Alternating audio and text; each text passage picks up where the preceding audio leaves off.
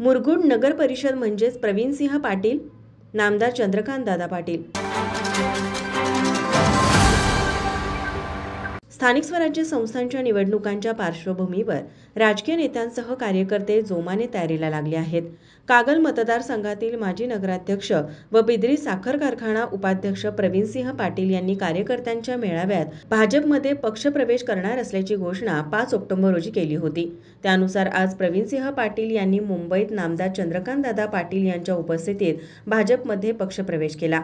यावेळी त्यांचे भाजपमध्ये पुष्पगुच्छ देऊन स्वागत करण्यात आलं।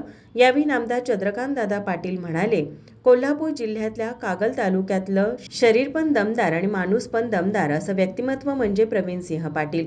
मुरगुड नगर परिषद म्हणजेच प्रवीणसिंह पाटील। मुरगुड नगर परिषद जिंकलीच असं समजा, असंही ते यावेळी म्हणाले। या पक्षप्रवेशावेळी भाजपमधील पदाधिकारी कार्यकर्ते मोठ्या संख्येने उपस्थित होते।